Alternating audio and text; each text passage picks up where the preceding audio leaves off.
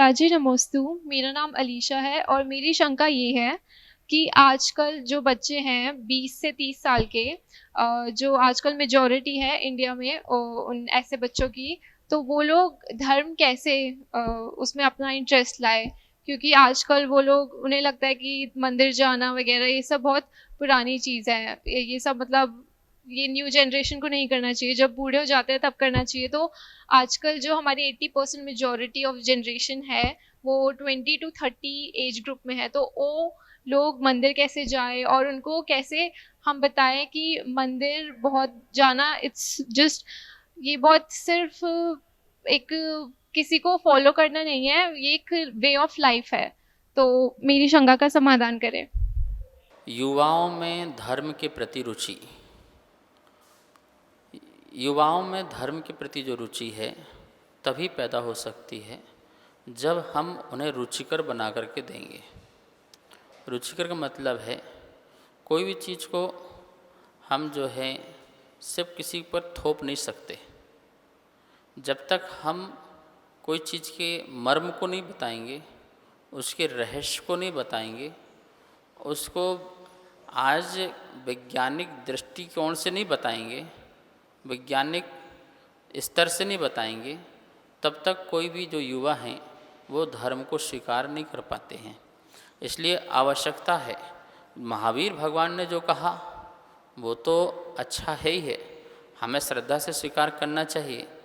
लेकिन महावीर स्वामी कहते हैं कि ऐसा नहीं कि मैंने बताया तो स्वीकार करो, आप उसको अपने अनुभव से भी जानो, रिसर्च करो, खोज करो, ये कहाँ तक सत्य है। यदि आप रिसर्च करेंगे, खोज करेंगे, तो आपको और ज़्यादा श्रद्धा बढ़ेगी। एक एक चीज़ का आप रिसर्च करो, जैसे पानी छानने को बोला है तो क्यों बोला है, रात्रि भोजन नहीं करना चाहिए तो क्यों कहा है, प्रतिदिन मंदिर आना चाहिए तो क्यों कहा, हमें व्यसनों से दूर रहना चाहिए तो क्यों कहा। ये सारी बातें, बहुत सारी बातें हैं, क्या करना है और क्या नहीं करना है, ठीक है ना। इस जगत के बारे में, ब्रह्मांड के बारे में, भूगोल के बारे में जो बातें कही हैं, तो उससे आप विज्ञान की कसौटी में कसो। सारी बातें जब हैं हम उनको बहुत ही रीज़न दे करके समझाएंगे, तो मेरे को लगता है कि युवा लोग जो हैं धर्म के प्रति जो हैं बहुत ही झुकाव को प्राप्त होंगे, बहुत लगाव उनको अंदर होगा, और फिर वो भगवान महावीर को नहीं छोड़ पाएंगे, फिर वो जिन शासन को, जिन धर्म को नहीं छोड़ पाएंगे। हमें आवश्यकता है, सिर्फ हम बातों बातों से मत बताएं, आप भी जो हैं, जो अभिभावक हैं, माता पिता हैं, उनको भी आवश्यकता है पढ़ें, वो भी लिखें, पढ़े लिखें, वो भी वहाँ तक पहुँच पाएँ जहाँ तक बच्चों को हम समझा सकें। अन्यथा हम बच्चों को सिर्फ जन्म तो दे रहे हैं, लेकिन उनको जो है ज्ञान देना चाहिए साइंटिफिक, वो हम ना दे पाए तो आपके बच्चे आपकी सुनने वाले बिल्कुल भी नहीं हैं। तो यदि 20-30 साल के जो बच्चे आपने पूछा कि उनमें धर्म की जागृति कैसी लाई जा सके, तो मैं कहूँगा कि उन्हें हर बात को बड़े ही वैज्ञानिक तरीके से बताया जाए, जो तर्क की कसौटी में बिल्कुल कसा निकले, तभी बच्चे जो हैं उससे स्वीकार करेंगे, और स्वीकार ही नहीं करेंगे उसे फॉलो करेंगे, उसे अपने जीवन में उतारेंगे, आत्मसात करेंगे, उनके जीवन में उससे सुख मिलेगा, उन्हें शांति मिलेगी और उनके जीवन समृद्धि मिलेगी। वो आपके लिए भी बहुत अच्छा रहेगा और समाज के लिए भी बहुत अच्छा रहेगा। नमोस्तु महाराज जी।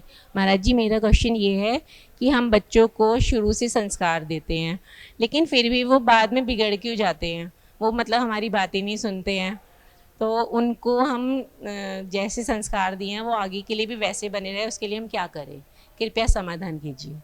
बच्चों में संस्कार देते हैं लेकिन फिर भी वो बिगड़ जाते हैं, तो मैं ये कहना चाहूँगा वो इसलिए बिगड़ जाते हैं क्योंकि हम बच्चों को अपने सामने सामने संस्कार तो देते हैं, लेकिन बच्चे पीठ पीछे क्या करते हैं वो हम नहीं देख पाते हैं, उसमें कहीं ना कहीं हमारी कमी हो जाती है। और बच्चों के बिगड़ने का कारण हमारी स्वयं की महत्वाकांक्षा है। हमारी स्वयं की महत्वाकांक्षा क्या है? बड़ा स्कूल होना चाहिए, बढ़िया स्कूल होना चाहिए, जहाँ बिल्कुल स्टैंडर्ड के लोग पढ़ते हों, ठीक है ना। हम ये भी नहीं देखते कि उस स्कूल में जो है कैसे लोग आ रहे हैं, कैसे लोग नहीं हैं, वहाँ का संस्कार कैसा है, खान पीन कैसा है। पर हम सोचते स्टैंडर्ड स्कूल हो। भाई जब स्टैंडर्ड स्कूल हो, बड़े घर के बच्चे आएंगे तो वो पैसे वाले भी होंगे, वो बिगड़ेल भी होंगे, वो नशाखोर भी होंगे, तो आपके बच्चे भी क्या हो जाएंगे फिर, वो छुप के पाप करेंगे। आप बच्चों को टिफ़िन देते हो, वो टिफ़िन शेयर करते हैं, वो गलत खाने लगते हैं, वो टिफ़िन शेयर हो जाता है, वो फिर वो गलत आदत पड़ जाती है। तो आपको ये भी निगरानी रखना चाहिए कि आपके बच्चों के दोस्त यार कैसे हैं, बच्चा कहाँ जा रहा है, किससे बात कर रहा है, उसको इतना कॉन्फिडेंस में लेकर के आपको उसके आगे पीछे का भी ध्यान रखना पड़ेगा। बच्चे को अलग अलग कमरे दे दिए, पहले तो माता पिता के साथ ही रहते थे, अब बच्चों को आपने तो 2 साल 3 साल का बच्चा होता है उसका कमरा अलग हो जाता है। अब वो वीडियो गेम खेलता रहता है, कुछ भी खेलता रहता, मतलब छोटी सी अवस्था में ही वो वयस्क हो गए, युवा हो गए। जो चीज़ें उनको 18-20 साल 25 साल में जाके पता चलती थी, अब वो चीज़ें बच्चों को 2-3 साल में ही पता चल जाती हैं, तो वो बिगड़ जाते हैं।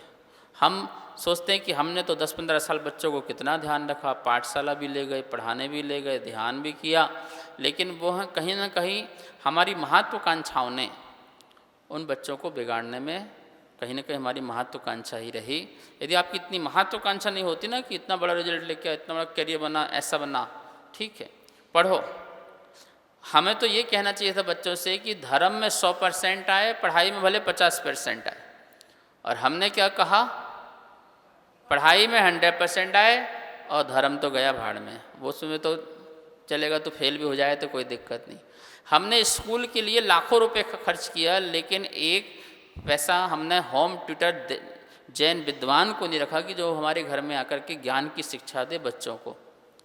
आप दूसरे को तो रखते हो, हजारों रुपए खर्च करते हो उसके लिए, लेकिन क्या धर्म शिक्षा देने के लिए किसी विद्वान के लिए पैसा खर्च करते हो, वो आपको लगता है फालतू, ठीक है ना। तो इसलिए आपके बच्चे बिगड़ जाते हैं। आपको उतनी ही मेहनत, जितनी मेहनत आप लौकिक शिक्षा के लिए करते हो, उससे कहीं ज़्यादा धार्मिक शिक्षा के लिए करना चाहिए और खर्च करना चाहिए, हाथ खोल के खर्च करना चाहिए।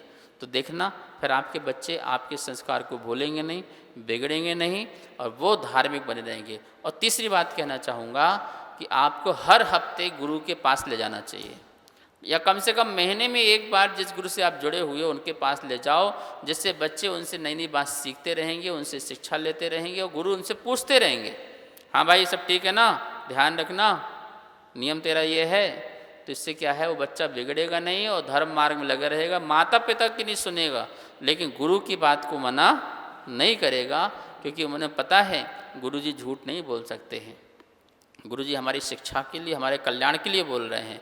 तो इसलिए गुरुओं के पास ले जाएंगे तो बच्चे बिगड़ेंगे नहीं। इतने बड़े बड़े बच्चे हो गए, वो उनने आज तक गुरु के चरणों में नहीं गए, तो बताओ बिगड़ेंगे तो बिगड़ेंगे ना फिर। तो गुरु के पास जाने से बच्चे ठीक रहते हैं। महाराज श्री नमोस्तु नमोस्तु नमोस्तु। मेरा नाम प्रमोद जैन है। हम जब सुबह शांति धारा प्रक्षाल के लिए मंदिर जी में आते हैं तो लोग बातचीत करते हैं, उनके कौन से कर्म का बंद होगा, उसका समाधान बताइए। शांति धारा में लोगों को बात नहीं करना चाहिए, क्योंकि नाम ही उसका शांति की धारा। तो शांति पूर्वक हमें चित्त लगा करके सुनना चाहिए, और कोई बात कर रहा है तो आप उस तरफ ध्यान मत दीजिए, आप स्वयं भी शांति भाव से भगवान की शांति धारा को सुने, जिससे आपको जो है बहुत लाभ मिलेगा। इस कार्यक्रम के पुण्यार्जक थे